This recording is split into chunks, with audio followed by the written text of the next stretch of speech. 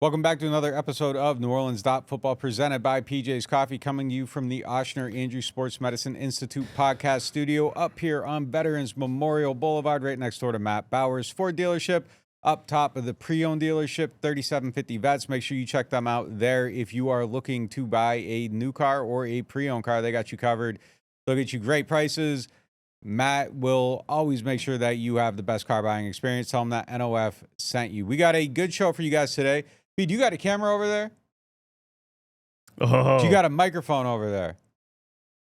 Oh, someone spin this camera on him. Put the camera on him real quick. We got fashion to talk about? It's B's Christmas? I got something more important to talk to him about. Me? We talked to him on the last show. We talked about it on the last show. B's departure, heavy hearts, all that stuff. No doubt about it. But I have one question. And I was reluctant to bring this up. I let it go last time. But many of our listeners have also tapped into this. And there is a thought process that is prevalent. What's the thought process? Put yourself up there. I want to see your face, and I want you looking in this camera. All right, what's up? There is a thought process out there that you are quitting your job because you have failed in your training for the 40-yard dash, and you don't want to be. Man, stop. It is. Look, Hey, I'm just. The people are talking. Hold on. The Turn your mic talking? out. You were too low last time. Turn it up. All right, hold on. Streets That's talking? such a good point. Yeah. Well, look. It all makes that's sense me. now. Unless you like actively an athlete, if you just like a regular person, I'll line up with anybody. That's what I got to say. You're all talk. Nobody believes that. You're don't all let the smooth talk. taste fool you. Parking lot, field, wherever. I got you. So what's his last day? What's his last day? He's gonna run. It ain't nothing for me to come He's back gonna run. down He's here gonna and run it. that I can come back 5.8 down here and on run the it with last y'all. day. They said that the clock was ticking on him like Jack Bauer, and instead Man, of figuring stop. it out, he folded. Yeah. That's what they're saying. The Man, streets are stop. saying it. Hey, The streets are talking. This isn't me. I thought it. I didn't say it. I said. I'm not lying. When we sat here, and you say, "Hey, I'm leaving," and I thought, oh, he don't want to run, but I didn't say it. Like I didn't say it, but now they are. Say the address again. 3750 Vets. Yeah. Come line up. We got to get into the show. All right. First topic today, presented by Bobby Hebert's Cajun Cannon Restaurant, right up the street on Betts. First topic: which players do you want to buy stock in for the 2025 season at their current price? We're going to go back and forth picking them. 3 guys each. You go first. This isn't my first choice, but I'm doing some strategy here because this is one that I think we would both pick, and I'm going to go Rashid Shaheed. We know, Saints fans know, but I don't think he's on the like national NFL radar like that, and we've said it a million times. All Rashid Shaheed needs is play 15 games, and all of a sudden, I'm not going to say like he's Brandon Ayuk or anything like that, but I mean, these numbers are going to add up, and it's not just the deep catches, which he will make a lot of deep catches. He'll catch a deep touchdown every month all season long. That's 4 right there. But we saw it all throughout training camp. I mean, you charted every throw in every OTA and every mini camp. He had the most catches. He was catching slants. He was catching balls in traffic. He was, getting balls in space. He's just a guy that could be incredibly special. He just needs to be on the field. And hopefully the injuries he's had, they're always different. I don't know if that means he's injury prone or if that means there's nothing stopping him. It's not like he has this recurring injury that he can't get past. He plays 15 games. I also want to be his agent because he's going to be a free agent at the end of the year, and I want a little commission from that. So he's my first pick. No, that's a good pick. I got him on my list. I was going to take him a little bit later. I'm going to take the easy money, and my first pick on here is Tyler Shuck. I think he's going to have a decent season. Wow. And I think that the ceiling is really, really high on that one. If he hits, like you've won. You pulled the lever on the slot machine and you hit.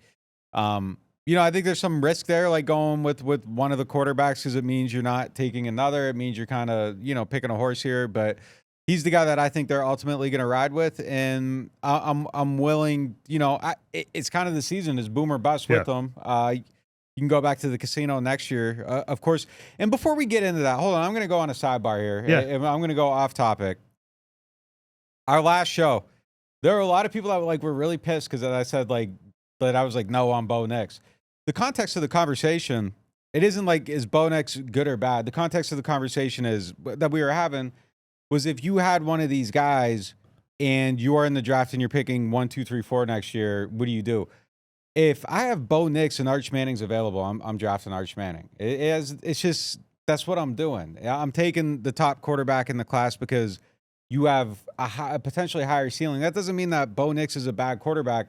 I don't think that if you have Bo Nix that you're like, we are going to win a Super Bowl 100% because of him, and we're just closed off to all possibilities. That was kind of how we were talking about it. And, you know, I think that's the viewpoint where they got to be going into the next draft is, are you winning a Super Bowl because of this guy? And if you're picking 1, 2, 3, 4, and Arch is there, and Nussmeier is there, and Klubnik's there, and Sellers is there, and you think one of those guys is available, and you say, man, we could win a Super Bowl because of him, you have an obligation to your franchise to go with the guy that you are going to win a Super Bowl because of, if you believe that, as opposed to someone that you're like, maybe we could win one with him. And I think Bo Nix is a win with, not a win because guy. A lot to find out about him this year. I got a little inside info on Bo Nix. This has turned into the Bo Nix episode. 2 people that I don't think I've seen reported anywhere that he's going to work with at some point. Drew Brees, and they're bringing Tom House back out to work with him. Sean Payton's pulling in all the stuff. And he should be. He's got a chance with this guy, and I'm curious. Like, because I think the biggest cheat code in the NFL is having a cheap quarterback that's good enough. Like, I don't want to pay Bo Nix the $55-60 million, but over the next 2-3 years, well, that's the thing. That's I would the like thing to right there, though. add draft packs to him and try to win now during this window. Of course. Yeah. You can win with guys. Yeah, but if you are the Broncos you're and right. you have Bo Nix and you lose 14 games next year and Arch Manning sitting there, you want to draft they the guy. shouldn't be in position. But I'm just saying, if he's so bad that they can get anywhere near Arch Manning, that it's answered. But a lot of things could happen around the quarterback for that to be the case. Like, but it's just, if you have the choice, Bo Nix, Arch Manning, you're going Arch. Like, it just is what it is. That doesn't disqualify that. Like, if Tyler Shuck's good, you have a great window here to win with him. But if you have the opportunity to upgrade, like, it's insane to just be like, no, I'm going to stick with cheap Derek Carr instead of taking Arch Manning. I get that. Like, you don't do it. Quick question, though, on Tyler Shuck's stock. So the concept of this is, I don't know if one of us is going to take Trevor Penning, but, like, you know, Trevor Penning's stock is free, whatever. Like, so if you think he's going to be good at all, he's a good answer for a question like this. What do you think the market stock price is on Tyler Shuck? Do you think it's fair right now? People's expectations versus what you expect from him. You think it's pretty similar, or you think more people are down on him than you are? I think people are probably more down on him, like, in general, especially nationally. Yeah, and look, I mean, even within the possibility of, like, I think this guy could play okay and not be the worst quarterback. My whole thing is, like, probably not the worst quarterback in the league. Could he have Bo Nix's season? Because then he would be a great answer to this question. Bo Nix is like a top 10 pick. You know, this guy wasn't. Like, so I mean, I just think analytically, the odds are further for Chuck than they were for Bo Nix. So yeah, I mean, look, I think he has to prove a lot of people, like, he went in the second round. He's got to prove everyone that they were wrong. That's not impossible, but I think the odds on him, the betting odds on him, I think if I'm ranking teams in the league as far as, like, Vegas, like, I got the Saints, like, 32nd, probably 31st. Like, none of these guys have ever won a game in the NFL. So, like, I'm not even, I think odds are, if you're asking me today, like, and we haven't seen them, and again, I'm not being negative here. It's just like, if you're asking me right now in April what the most likely outcome is, I think the Saints are probably considering a quarterback. But I think he has a chance to prove everyone wrong. When I went through and watched, like, there was a lot of stuff I liked. There's a lot of reasons that I think he could succeed. I don't think the bet on him is insane, but it's what you were saying the day after the draft, very first show we did. Hey, look, second round picks don't hit in the NFL. There's one Jalen Hurts, and in general, these guys do not make it, and that's just the fact. Like, the facts are the facts, and there are outliers every time. Like, there's a possibility he has a chance to be an outlier. I think any QB that gets drafted in the second, you can say, if X, Y, and Z happens, he could be one of the outliers, but X, Y, and Z usually doesn't happen. Yeah, no, there's a few. I mean, like I said, the second and third most successful guys on that list, I think, were, Garoppolo was on that list, but Derek Carr, Andy Dalton, and even they, like, left a little something to be desired. But I think that would, I mean, your stock would pay off if he even had their careers. There's Speaking no doubt of about it. the last show when we were talking about like there was a change of tone and like McShay was like, hey, like Arch is gonna somebody like in the know heard us talking about it, and they hit me up and they're like, I heard Arch is like there's a very real chance like if he plays well this year it's one and done. All right. So we'll see. Maybe he doesn't follow puts the pressure actual on. Manning thing. I think people are speculating and kind of guessing or whatever it's stuff right now, but like I think it's definitely possible. Definitely possible. Yeah, I mean there's something in the whim right now. Like people all of a sudden like everyone's kind of like I don't know. Yeah. And everyone was just at Nichols. Like yeah. Tyler Shuck, I did not put on my list. I think if Tyler Shuck starts every game, just in general, he'll probably look better than people thought. Spencer Rattler looked better than people thought when they threw him into the mix last year. I think Shuck's going to look okay. I think he'll look okay, so I would agree with that. He has to, for me, still, he has to secure this job this year. Like, I think it's a real competition between him and Rattler, at least starting the season out. So that's part of the reason why I'm not necessarily investing heavily in him, but I'm open to the possibility for sure. I gotta look at this. Like, I'm kind of just coming up with a little thought process theory, and I'm gonna study into it. But I feel like kind of for like young QB, any QB really, there's probably about like 40 plays that define a season. Yeah. And I think most quarterbacks make all, in general, like they're going to be solid, and there's probably going to be about 40 key plays every season where like, do you make the tight window throw? Are you accurate on it? Do you throw the interception? Do you avoid the sacks? Like there's going to be about 40 plays. I think and it's a Jimmy Garoppolo theory, really, like 600 snaps under center every year and 550 of them, like he looks awesome. And it's like, man, this guy really could. And then there's just 50 plays. I just like, something comes up every game with him where you're like what the hell, like this guy. And then there's another one, and it just kind of erases all the goodwill. And that's going to be the thing for Shuck. I think it's going to be those kind of like 40, 50 plays. Does he avoid the sacks? Is he willing to take a hit and make a throw while somebody's closing in? Can he avoid the mistakes? And the biggest thing with him when you watch him in college was that his mistakes were loud. And, if you can even just not have like these kind of mistakes that are very loud, I think that would even help. But I think it's going to be about those 40 plays. Derek Carr was the same thing. Things are clean. Things are good. He executes well, but then there's a handful of plays every year. Does he have the confidence to make this throw? Is he going to – and the answer with Derek, unfortunately, a lot of times was no in those moments, and not to find his career until he opens the book and comes back maybe at some point. We'll see. I'm going to be interested to see what he does, in years to come. But for now, his career is over. Who's your next pick? Yeah, my next pick on my list is this is a guy I would have picked first. I mean, if you've watched any of our shows, you know who I'm going to pick. But we're buying stock now, so I got to put my money where my mouth is, and that's Chase Young. Like, okay, I'm buying. I'm buying the talent here. I cannot believe Chase Young hasn't delivered on his talent more in the past. And I guess that I should be like, all right, he's shown us. He's had, 6 or 7 years in the NFL now, 20, 21, 22, 23, 24. He's only had 5 years in the NFL, and he's never had more than 7.5 sacks, and people keep believing in him. But I think there's real reasons that this could be the best year of his career. Last year, he was recovering from neck surgery at this time and also preparing to play for his third team in 14 months. This year, he chose this team in free agency. He liked it here, and he's been healthy since January 1st. He played all 17 games last year. He's got to be in great shape. And he's just, I think, natural talent. He might be the most talented player on this team. He's in the top 3, I think. And I just can't believe that that's not going to pay some dividends. He's got nothing but opportunity, and all he has to do is get like 9 sacks to have the best season of his career. I'm buying. I'm buying, and I'm going to keep buying, and I'm going to keep being wrong probably. But I just, I've covered this team for a long time, and I haven't watched training camp practices and seen many players that look like him 5 feet in front of me.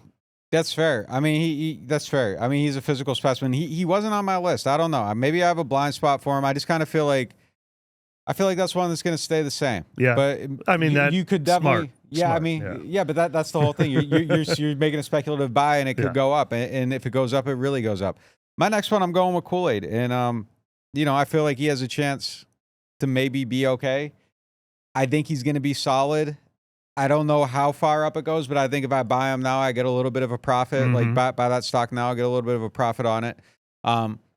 He was okay down the stretch, kind of once he went into full-time duty, he allowed 48% completion rate. There were some ups and downs in some of that stuff. Like, I don't know if the numbers tell the whole story. If you go watch it, there were a couple of things that were a little bit spotty. I thought he ended the season with a really good game against the Bucks. Some of the stuff, you go back, you watch the clips, like him covering Mike Evans, like he was on him, especially in the red zone too. So I feel like I wanted to get one of the corners. I have KoolAid and Alante written together on here, and I couldn't decide which one to pick. I went KoolAid first because he's playing on the outside, and like I was really looking at it as a financial like decision. And if I gotta like get a guy now and pay him his contract, like if KoolAid hits and Alante hits and Alante's an inside guy, like they're just cheaper on the inside. So I use that as like a coin flip pick on him. But I'm kind of still high on both these guys. I want to see where it goes. I definitely got a lot of questions. Anyone that's on this list is there on this list because they have questions, but we think they can get a little bit better. I'm going KoolAid. I thought about KoolAid too because I just think the talent's there, the opportunity's going to be there to be a full-time starter. I wonder if his stock price is too high though, because everybody thought he should have been a first-round pick. He was an early second-round pick. He's from Alabama. I think locally at least, but maybe even nationally, the way everyone praised that draft choice, his stock price might still be really high. Okay. I think expectations might be really high for him. So I'll happily take Alante to break, since you broke the tie for me. Just the way Alante talks about how excited he is to fit in this defense, and then Brandon Staley kind of unabashedly talking about how well he thinks Alante fits. I think they got big plans for him to feature. We'll see. I mean, a lot like Chase Young, he hasn't fully put it together for a full season yet. So why should this year be different than the other years? But it feels like he's going to have every opportunity, and we don't question the talent. So my last guy, Rashid was next on my list. You took him. My last guy on this list, and it's kind of like buying Apple stock, but Apple stock always goes up. I'm taking Kelvin Banks. Like it's a very expensive buy, but I think that it's just money in the bank, and no pun intended. And I think he just keeps getting better and better and better. And I think, if they're right about that pick, this is the lowest, his stock's ever going to be, and that arrow's just going straight up. So that's my third pick. Buy a penny stock, yeah. Throw me a penny. Who's one penny? Which penny stock you got? You got 4 cents left, and you don't want it to just sit in the account. Who are you throwing it on? I mean, what would they call it in the Wolf of Wall Street? The pink sheets. The pink sheets. Like the penny stock is penning right now. I think. Yeah. I already lost money. I've already lost this exercise because I would have bet everything just on you picking Kendre Miller at some point somewhere in this list because he's your Chase Young. Like you're not quitting Kendre Miller, and that's pennies right now, I think. Yeah. So I thought you would have gone him, but yeah, penning. Me and B talked to him that one day. I mean, I never seen his face light up like that. He's so excited to play guard. He's excited to play for these coaches. That's a good bit. If I had bought another Apple stock, Olave was probably the guy. I thought that's who you were going to say when you were talking about buying high. I mean, all he has to do is stay healthy, and I think he can be. I don't think concussions are predictive. Like, I think he can play a concussion-free season, and that means he's maybe going to a Pro Bowl. And then none of us picked Juwan Johnson. He's probably a candidate for this, but I think we've both been burned too many times. He would have been my number one choice, like, twice in the past, and I just can't go back to that again. But he's another guy who the price is probably good right now. DJ, who we miss? We miss anyone?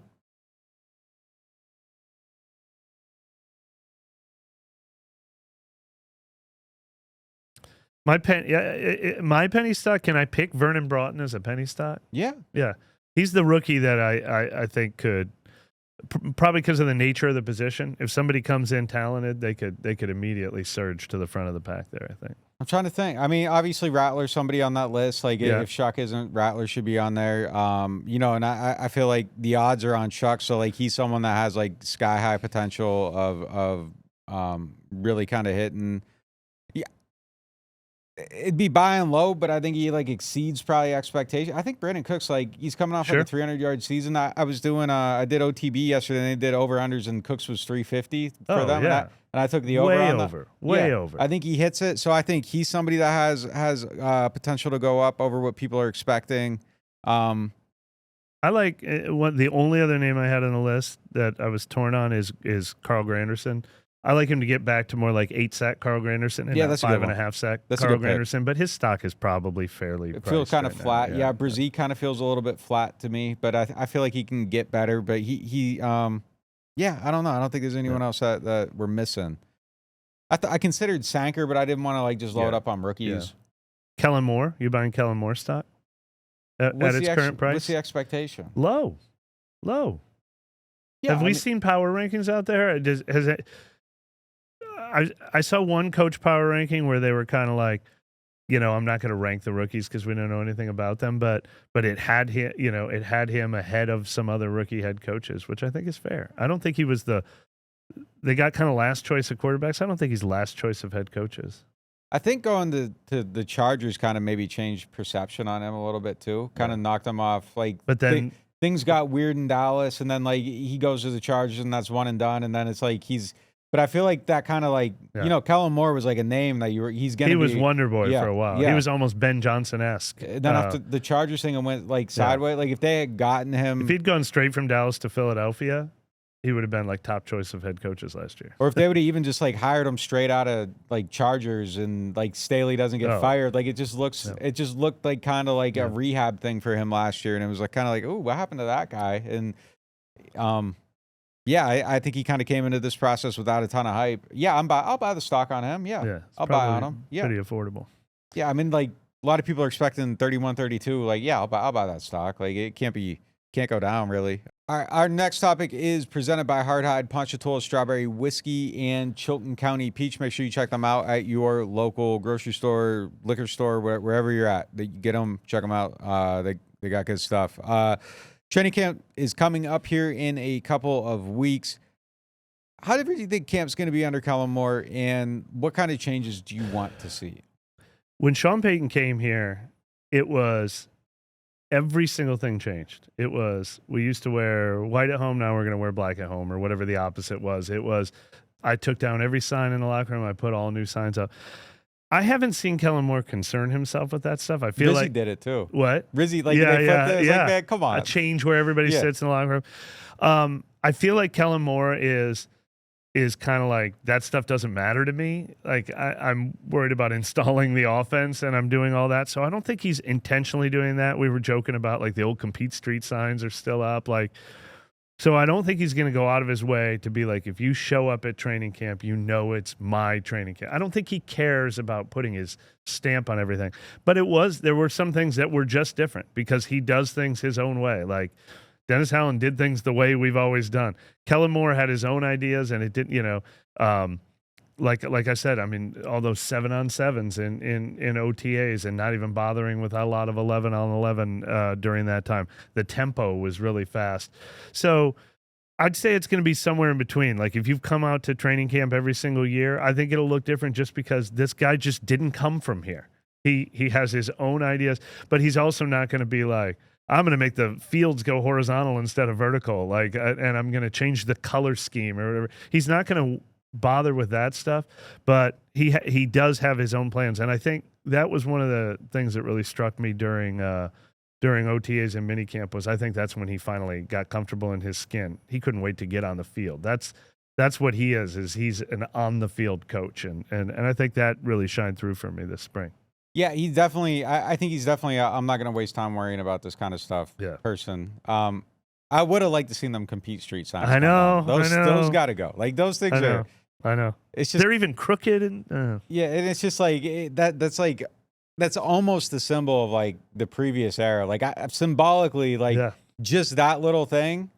Like I want to see him go. Should we do a video where we like sneak into the field and take them down ourselves in the middle of the night? Like those signs are just like, just get them out of here, please. What I think is going to be different though, and it's always different. Whenever a new coach comes in, things are different. Offensive practices looked way different last year. I don't want to insinuate anything here by saying that I think this is going to change, but I'm just going to say I think it changes because me and Brennan went up to LSU to see him talk, and Nussmeier talked, and Nussmeier gave this presentation where he went through and showed like the painstaking approach to details they took in practices and how they drilled it and how much time they spent on it. And then he would take it and show like where it paid off in a game. And there was just time spent on things that where I think we would be sitting out there watching like, man, why are they doing this? Like when I covered the Patriots, there would be just so much going through like the most mundane thing over and over and over and over. And it was just like, it was terrible to watch. It was boring, but like, then they just like did not make mistakes in games. And I remember we would have these conversations with Dennis Allen in the early on. It's just like the accountability, the process, all that stuff. Like, why is this stuff not working? Well, like, I think they need to work on ball security more. And I think they need to do this more. And like Nussmeier was showing how they just did these like painfully boring ball security drills. And then he's like, well, but look, here we come into the game and we practiced it this way. And here we are practicing it. And we got this downward punch. And because we did this, that ball didn't come out. And he was able to like go through and show it. Okay, we did this. And they tried to chop it this way. And that didn't lead to a fumble. And it was just all these little things. Okay, this combo block we practiced over and over and over every single day in practice. Here we are, 4th and 2, need the first down to keep the game going, and here it is playing out. And it was just like he was able to show all this stuff. And I think that's the stuff we're going to probably see. And I think that's something that this team needs, and I think it's something that they have lacked, like in a certain degree. I think it got back on track offensively last year a little bit, but I think taking it to a next level and just creating this like, we are going to do this stuff, and then because we have practiced it for this many hours, there's no excuse for it. I think that's going to be some of the stuff we see. Yeah, look, we were doing the stock watch earlier. I'm still buying stock in Clint Kubiak now that he's in Seattle. I was wrong, but I'm not going to apologize for how enthusiastic I was about how they installed their offense last year too. But no question, a big part of Dennis Allen was, I'm not going to act like these guys need to go back to boot camp. I'm going to show them the respect of what they've built here and everything like that. And that turned out to be a big misfire for sure. Yeah. I don't think Kellen's going to do like boot camp either. No, like I don't think he's coming in like Sean, but I think there's like we're going to be cool and respect everyone, but like we're just not going to make these mistakes. Yep. Yeah. And I think that's the medium between it for sure. Anything else? No. Tempo is going to be huge. Get a lot of plays in, rep a lot of plays. I'm always shocked when I go out and see practices and I'm like, the starting offense only did 12 snaps all day today. Like, what are we doing out here? So I hope we see more snaps, even if it is. They did a ton of walkthrough. I don't know if we addressed this enough during OTAs and minicamp. They do walk through sometimes when we're not out there before they let us out there, or whatever, but tons and tons of walkthrough. He really wants to rep plays, post-practice. So I imagine we'll see a lot more of that too. Yeah. It seemed like they got a lot of work in too. Yeah. Last camp, though, like there were a ton of plays out in California too. And that might have just been a climate change thing. Yeah. Last year's camp was definitely a lot different than it was just too far gone by that point. But it felt like a mini camp they got, I think each QB got 16 plays, which felt like a lot. The other thing I kind of like that they do is, and we'll see if this goes on through camp, and this is kind of number one on my list, kind of now that we're talking about it, just as far as like general curiosities. I kind of like that it wasn't just an even split of reps between every single quarterback. It was kind of like, we need to see these two, and we're not going to waste periods on the other guys. I'm curious to see what they do throughout camp. I kind of like that approach. It makes it hard to develop, but like it develops your top two guys, and I think that's really where everything needs to be geared toward. So that'll be interesting to see. We're gonna hit a quick break here, and we'll be right back with more show. The Ochsner Orthopedics Walk-In Clinic is now open. Located at 1201 South Clearview Parkway, across from the Elmwood Shopping Center, this clinic provides convenient same-day care for a variety of orthopedic and sports injuries. No referral or appointment needed.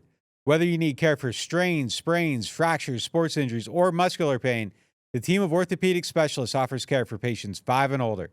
Open Monday through Friday from 8 a.m. to 8 p.m. and on Saturdays and Sundays from 10 a.m. to 8 p.m. Rouse's Markets is voted best grocery store in New Orleans, best grocery store in Baton Rouge, Mississippi, Gulf Coast, Thibodaux, Houma, Hammond, Lake Charles, Mobile, year after year.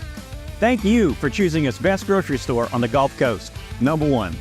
Thank you. Thank you. The number one grocery store in Mississippi, Alabama, Louisiana. 1 million customers a week can't be wrong. Welcome to Rouse's. The NewOrleans.Football show is proudly presented by PJ's Coffee.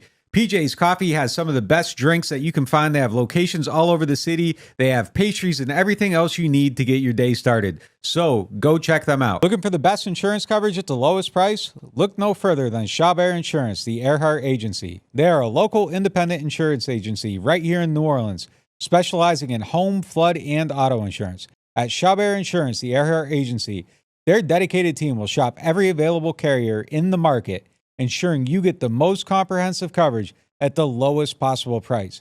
Why settle for less when you can have the best? Trust Chabert Insurance, the Earhart Agency, to protect what matters most to you.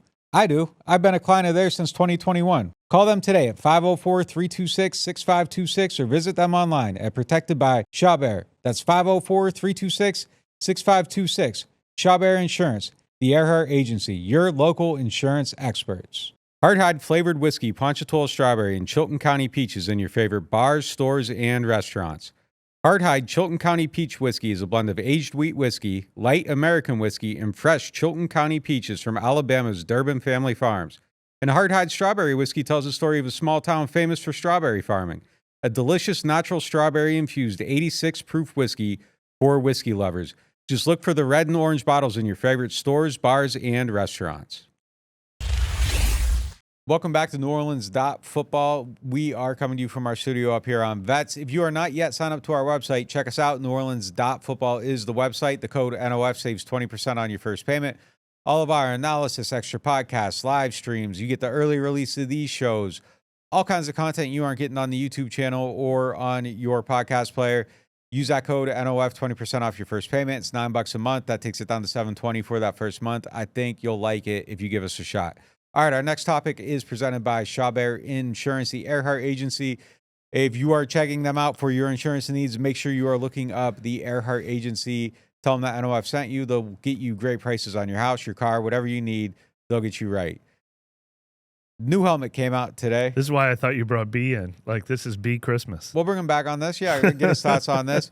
New helmet came out today. White helmet, gold stripe down the middle. Still kind of hanging on to like the little pattern in the stripe. Thought. I kind of would like to see that go, but like I think it's a great looking helmet. Yes, it's a huge improvement on the black one. We were told they can only wear it with the Color Rush. Well, not only can wear it with the color. They are only going to wear it with the Color Rush, at least for right now. So you're going to kind of get that Winterfell White Walker look, which is kind of appropriate with the Clips album, Talking Push It, Pushing the Snow. They got the snow uniform. It's kind of timely. If you know, you know. If you don't, you don't. But yeah, what do you think? This is a no-brainer. They look great. In general, they look great. The Color Rush is the biggest home run this organization has hit since hiring Sean Payton and signing Drew Brees in 2006. Everyone agrees the Color Rushes look great, and now this helmet matches the Color Rush. The white is clean. I like the gold flecks in it. You got to look up close to see them, so that's kind of a clever little twist. It's the matching gold to the Color Rush uniform. We have matching gold. The gold face mask looks great. It's like 99 out of 100. They nailed it, and when they have the all-white together instead of adding the black helmet to the all-white last year, which I did not like. But I don't know why they had to keep putting the fleur-de-lis on the stripe in the middle of the helmet. It was the worst thing about the black helmet, and it's almost like they're defiantly doubling down on that. But this stripe looks better than the other stripe, so I can forgive it a little bit. I wouldn't want a stripe at all. I just want white helmet, period, much less fleur-de-lis in the stripe. The other thing about the black helmet, though, that'd be awesome if they just took the fleur-de-lis stripe off the black helmet. But either way, if they're going to wear that black helmet with their all blacks, now that will look better too. Like, I didn't like the black helmet on the white uniform. If they wear the black helmet with the black shirt and the black pants, I think they're getting 2 wins out of this deal now. Yeah, I feel like maybe if like the black helmet never existed, that little thing in the stripe wouldn't stand out. You know, True. It's kind of like it'd just be like, oh, that's like a cool little touch, but it's just like it's from it like feels a like it's thing. too much to me though. I like clean. Like I like Penn State's uniforms. I like Notre Dame's uniforms. Like this helmet would look gold face mask, gold fleur-de-lis on the side. That's it. That would be me. But I like the stripe. I'm into the stripe. Right, I'm okay. I'm okay into the with stripe. I'm not against your take on it. Like I like the stripe. You know, screwing up the black helmet was crazy. Like that's like really hard to do. It's really hard to do. Your colors are black, gold, and white. It's just like very hard to like. It's a great color scheme to not get it right, and somehow that one missed. This thing hits for me. It's hitting for me. It does. I like the little. I think it's gonna look awesome in person with like the little flakes on the side. It looks like it has little gold flakes on it. I think in person that thing's gonna shine a little bit. B, what's your take? You're hearing it right now. I'll have to say that this team is going undefeated with this combo. Undefeated with the combo. Undefeated with the combo. Color right. rush. This helmet is just indicative of the new era of the Saints, and it's just like you have the best color scheme in the league. Use it. You know what I mean? You look at college and you see UCF and Colorado and how they have that same color scheme and they're making bomb uniforms out of it. And you're just sitting here copying and pasting. And I understand with merchandising and everything like that, it's hard to just do a complete change. But I think with this helmet, even Mike, I'm not anti-stripe, but I like the fact that they put separation between the black stripe and then the gold stripe. Yeah, I like that too. It's a good touch. Yeah. You know what I mean? And you could have went generic with the face mask, but you went gold with the face mask. So I definitely think that this is indicative of a new era of Saints football. And you brought up an interesting thing that if they didn't have the black helmets, would the fleur-de-lis along the stripe even be an issue? I'm gonna agree with that because you showed me how bad it can look. Now you're walking it back, and it's the same kind of tone of gold, and it might reflect a little differently. But from a TV standpoint, you're not going to be able to see it like you see the stripes, the specs on TV. So I really like that addition in there because it's subtle, but I knew, agreeing with Mike also, it might have been a defiant push of, hey, everybody said that they didn't vibe with these. Now they're just adding them in there just because, but I'm not terribly mad at it. And then, you put the gold flakes in there, giving it kind of like a spotted eggshell kind of vibe. I'm not mad at it at all. I think they hit it out the park. Yeah. I'm happy. We're all nitpicking. These look awesome. Yeah, I think if those didn't exist, it'd be like, oh, that's kind of like a fire subtle detail, like a little subtle touch. Yeah. But you burnt the Easter egg. Yeah. Garbage. So hey, call the schedule up. Call the Saints schedule up. You can find that on DJ. Get on the mic, too. man. Let's get the Well, think about this. Think about this while DJ's going to the mic. When do you use we'll answer this question after DJ talks. You gotta win in them. Atlanta for sure. I want you to pick the game where you debut these things. But hold on, what do you got, DJ? Yeah, this is a 10 out of 10. Yeah. 10 out of 10. I'm rocking with the fleur-de-lis. All right. Like, yeah, this a hit. This a hit. They good.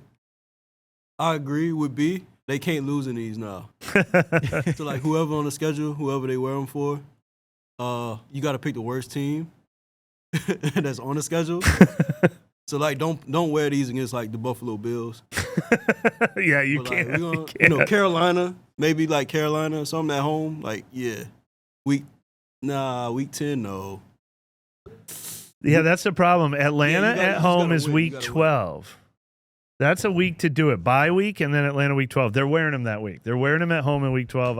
I'm calling that right now. Is it a home exclusive? But do you wait till home against Atlanta after a bye week, week 12? They're going to wear them that week. Do you wait that long to debut them, or do you try to sneak them in against like New England in week 6 or something? You got a good window there with Giants and Patriots, and the Patriots is a 3:25 game, which is the most like visibility you're getting. All right, so week 6 debut them against the Patriots. I'm saying Patriots. Yeah, I'm gonna go Patriots. And then you roll them out again week 12 against the Falcons. It feels like they always wear them against the Falcons, and that also happens to be a 3:25, so that could be one.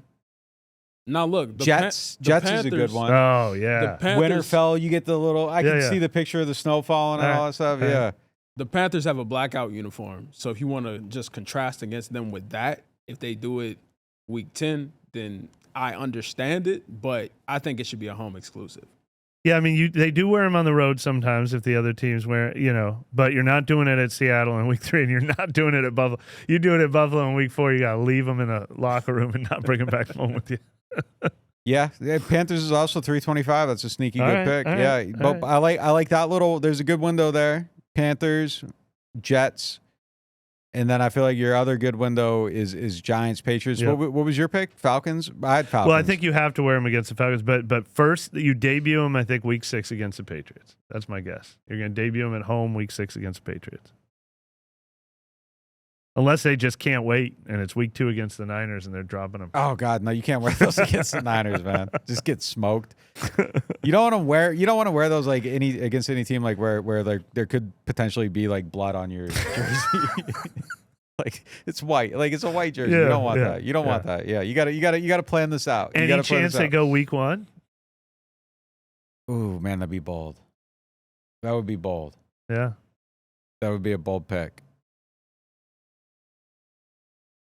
What do you do? What do you do if you're in charge? Week 6 Patriots? Do you take them on the road and wear them against Seattle? No. You can't. That's a tough game. That's a good team, I think. But like it'd be like they're 3:00. Yeah. They're kind of like the swaggiest team in the league with the jerseys. You go out all there right, and you go out and you outswag the Seahawks. Yeah. I mean, like we look better than them. That's kind of got to do what the season is against Kubiak and all that too. All right, we look like everyone thinks Seattle's got the best uniforms. Look at us. Yeah. All right. I don't know. All right. It's an option. That'd be a bold move. If you win one of the first 2, you can do that. What about the Bears? At Chicago, sure. Like we didn't consider away game. Like they'll probably wear them. You can wear them away. Yeah. A lot of teams wear their colors at home, so it's definitely possible. All right. It's all possible. They're going to look good and they're going to feel good when they wear them. They're going to win. They're going to win the game. Yeah, so like, do you bring it out as like a motivator? I almost wear them week 1. Do you bring them out? Yeah, okay. So if you're throwing that in there, like, do you bring them out as a boost? Like, it gives you a little bit of a energy boost. Do you have the energy boost anyhow against Arizona? Yeah. So like, do you bring them out against a Buffalo or a Seattle or like a team like that to try to just like bring out a little bit more confidence to go into like. Me and B have fought about this for years, but like the look good, play good corollary. Yeah. Like he believes in it. Like if you are, do you use it in that? Do you break glass on that? I'm week 6 against New England. You're going to need a boost because you're probably going to be like 1-4 at the time, but you're going to be feeling good. Things are going to start to come together. 325 game, got to win it. That's it. That if I'm turning it into the league right now, I'm saying we're debuting these week 6 at home against New England. I think.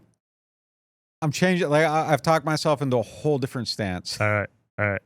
At Seattle, I think we see them week 2, week 3, or week 4. I think they bring them out in one of those tough games. Week 4 is off. Week 4 at Buffalo is off the list for me. I think they bring them out for one. Like I'm on the like. I'm embarrassed. Like I'm agreeing with his point of view, but I'm doing. B is loving it. I'm doing the B take. That's and right. I think they bring them out in one of those games. You could talk me into week 3. It's like you're playing. You can talk me into week 3 at Seattle. It's like playing Mario Kart and like you get the mushroom that makes you big, or you get the bullet. Like I think they're gonna pull them out thinking it's the bullet. Yeah. In one of those games. All right. And I think you got to win one of them. So you can talk me into week 3 at Seattle. You can talk me week 2 San Francisco. Just not Buffalo. Not Buffalo. You're not winning that game. Okay. You're not winning that game. You're losing that game by a lot of points, and you don't want to feel bad about those uniforms. That is like kind of going to the wall, though. Yeah. You know, the All right. Winterfell thing. All right. You know, I don't know. One of them though. Yeah, I think they put. What do you think, B? I think I've successfully converted you. Yeah. And I feel like you just hold it in the holster. You don't do it against Buffalo. So I think you kind of got to do it against Seattle. But I'm not mad at Mike neither with just coming out the gate and just do it. Yeah. Sets a tone. So are you fully converted to this is the, what do you call that? The star? Like in Mario Kart, like the star that makes you invincible? This is the uniform. This is the bullet. Yeah. No, this is the big bullet. Yeah, absolutely. It is. Yeah. You pull it out. Yeah. Yeah, I think you have to use it as the big bullet. Now, I also think you want to get like a layup in it somewhere. But like we were looking at it as all layups. I think you got to try to treat it like a bullet. Like it's the you know, you're in 18th place and Cow's up there and you got to get by them. Like, so maybe they bring out their first. What's the second biggest weapon? In week 2 against San Francisco, maybe they go black helmet, black shirt, black pants, like their first. The black helmet can be redeemed. Yeah, when it's all men in black week 2, maybe they do that. Is the black helmet gone? No, you got all 3 helmets now. They got all 3 helmets. Yeah. So maybe week 2, the home game against San Francisco is the all black, and you save your bullet. You save your biggest bullet. This is going to get real interesting when they do that rivalry series. And I think the Saints are up in 2026 or 2027. And when they just start rolling out just throwback uniforms between the Bucks creamsicle, the Falcons gray pants. Oh my gosh. And then like the Panthers with their all white or all blue uniforms. Like it's going to get really interesting. It is. And I've also heard they're going to unveil a new jersey at some point too, down the road. So we'll see how that looks. All right, moving on to the next topic. Saints went out to France. Demario Davis, Gail Benson. What do you think about them trying to get a bigger foothold out there? Look, I mean, this is a tough time to be talking about Saints branding because the team's never been lower. Their Q rating's never been lower. Their, excitement level, their reputation around the league. But put all that aside and long-term thinking, I mean, I think it's brilliant. Like to take the French ties to New Orleans, the fleur-de-lis, the look, the history, and say we're gonna be the team that's associated with them. I imagine they're going to play a game there. Has the NFL never played in France? Never. So the first game in France, they're going to be like, that's going to be us. I mean, the Jaguars have tried to do it with London. I don't know how successful that's been for them or whatever, but I think it's brilliant. I think leaning into it is a brilliant tactical business strategy decision. We should be the team that the French love. French Canadians, people from Montreal can travel down here and watch it. Like there's no downside to it either. Embrace it. Yeah, no practical benefits for this year's team. But I like the idea of growing the fan base, growing all that stuff. Like one of the coolest things I think we've ever done, really, like covering this team, is when they went over to London and like James and them guys had that event. It was like all the people from they came from many countries. There were people from Spain, London, like all over the place, like all kinds of different places. Germany, Ireland. My dog Jeremy from Ireland. But yeah, man, there were people from everywhere. It was awesome, and just kind of seeing that. France, obviously, it's really cool to see it. I like the idea of like playing games over there more frequently. As someone who lives here and knows the impact on our economy, I don't like the idea of local games going away. But I understand there's a give and take there, and it would come at that. It's unfortunate, I would hope if they ever went over there, they'd be sacrificing a home game in a year where they have 9 instead of 8, and you aren't going down to 7 here, and you're always keeping that number at bare minimum 8. But I mean, look, it is something that people here need. People here feed their families off it. There is that consideration, of course. But obviously, this is inevitable. I mean, teams are going to be playing one international game a year, probably in the next CBA. So that's inevitable. Like if you're not playing it in France, you're playing it somewhere. Yeah. I mean, but yeah, obviously it's good to grow it. It's good to have the foothold. It's good to have like a very natural, if you're crossing borders and you're tying in, like it's a very natural, there's nothing forceful about the fit. Like that's right. Those are the two that go together. It'd be cool to see. And, I expect them to be playing a game out there next year. And it really seems like there's a lot of smoke leading that way, especially with this going. And there was already talk about that. Yeah. So that's going to happen probably. Man, I would probably bet very strongly on that happening next year. Going to hit a quick break and we'll be back with the Get Gordon question of the day. I got hurt in a car wreck. Why should I get Gordon? Because when you're hurt, you need money. And I fight for the people of Southeast Louisiana every day. I got a client who injured their neck in a car wreck, $250,000. Another client was hit by a big truck and needed back surgery. I got them $700,000, and they deserved every single penny. That's what I'm talking about. Why wouldn't I get Gordon? If you've been hurt in a car wreck, just call me, New Orleans. Get it done. Call 504-800-8888. If you're hungry and just want something that actually delivers on flavor, this is it. Bobby Hebert's Cajun Cannon Restaurant just dropped some new menu items, and they're legit. The Philly cheesesteak po' boy is loaded up right, and the Philly pasta brings the same flavor, but in a new way. And don't skip the fried green tomatoes. Crispy, and that crawfish sauce is no joke. Open every day, delivering late. Bobby Hebert's Cajun Cannon Restaurant. Delicious food, superior service. Attention Saints fans, don't let pests and termites invade your home field. Trust the team at Red Pest Solutions to tackle those unwelcome visitors. Call the Red Man today for unbeatable pest and termite control. Score peace with no pest. Visit redpest.com, REDDPEST.com. Welcome to the Queen Casino, the crown jewel of entertainment destinations. From the thrill of gaming, where every spin and deal brings you closer to fortune, to the excitement of sports betting, where you can feel the rush of victory. Our spaces and catering menu are perfect for any event. From business meetings to grand celebrations, immerse yourself in our vibrant atmosphere with live music that keeps the party going all night long. Join us at the Queen Casino. Your royal adventure awaits. Welcome back to the show. It is now time for the Get Gordon question of the day, presented by Gordon McKernan Injury Attorneys. If you get into an accident, make sure you get Gordon. He'll get you paid. Question today is, if one of the Saints QBs were Sam Darnold or Daniel Jones, would they be enough for the Saints to win the division? Only because the division stinks. I mean, I don't think those quarterbacks are major upgrades, and I have concerns about the Saints roster at every other position. They're not just a quarterback away from being the best. A couple years ago, I thought they were the best team. And when they went and got Derek Carr, they might have had the most talented roster in the division, and that's why you wanted to have a quarterback that gave you a chance to compete. I don't feel that way about the Saints right now. I don't think they're just a quarterback away. But if they had a quarterback like that, could they turn potentially 7-8 wins into 9-10 wins? Yeah, maybe. I mean, but no, my concerns about this team, and it's part of the reason why I've been more embracing the notion of a rebuild. In 20, 21, 22, stacked roster, a quarterback like that, go off and running like the Lions with Jared Goff. That's not how I feel about the Saints right now. I'm going to say hard. I'm a hard no on either one of those. Maybe Darnold, probably not. Maybe Darnold. Daniel Jones, hard no. Hard no. I don't think they win the division with Carr, and I think Carr's probably equal to Darnold, better than Jones. I predicted the Saints to win the division in Carr's first 2 years here. If you gave me healthy, no bad baggage Derek Carr right now, I would not be picking them to win the division. I think Tampa's like strongly in that pole position, and even if Carr was here, I think I would still feel that same way. I just feel like the roster's gone down, Lions a little bit better. They'd be a closer in the mix. If you gave them Darnold, they'd be a closer. I'd feel the same way about them. Like there's a chance if things go wrong for the Bucs, maybe they're in there.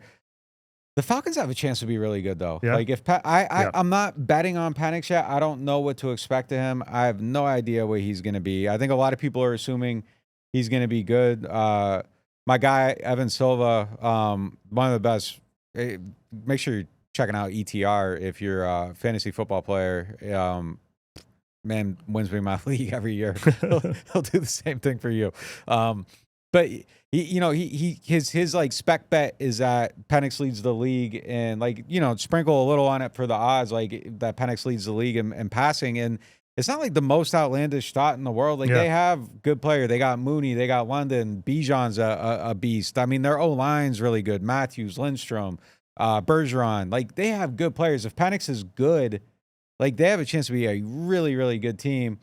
And I like those odds better than could the Saints try to, if they had Sam Darnold, where would they be at with it? But there is a chance that with Derek Carr, with Sam Darnold, I'm hard out on Daniel Jones, but there is a chance that they could have limped their way to a division victory because of the very first word you say. Because the division stinks. And I have to revise what I said. I did not pick the Saints to win the division in each of Carr's first 2 years. I forgot he was only here for 2 years. I think I picked them to win the division in each of DA's first 2 years. The first Jameis year before he got hurt, and then Carr's first year. Last year I picked the Saints to be an 8-9 team, I think. So I was not picking them to win the division next year, but I always believed it was possible each of the last 3 years.